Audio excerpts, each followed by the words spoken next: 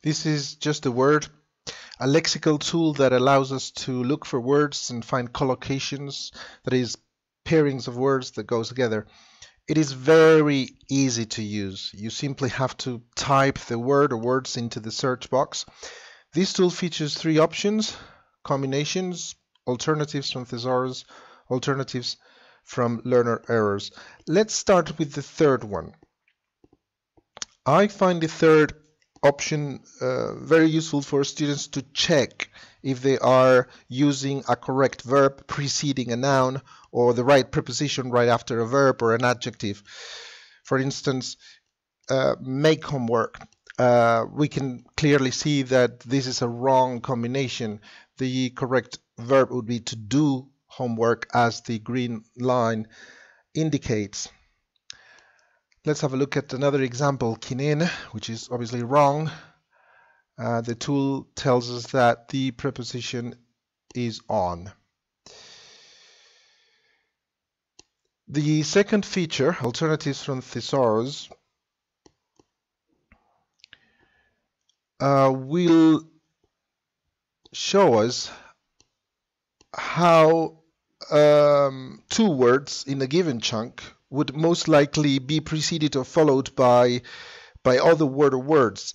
In this case, I used spread news as an example, and we can see that we can use the verbs spread or pass on or announce or report or break. Those are verbs that combine very well with news. And then if we're looking for possible nouns that can follow the verb spread, then we're given some options here: spread news, to spread a message, to spread a word, to spread a rumor. Finally, the most widely used feature is just the combinations feature. Let's try this word, taxi. On the right-hand side, we can see the parts of the speech and the types of relations that they have: verb plus taxi, taxi plus verb, noun plus taxi, taxi and a preposition.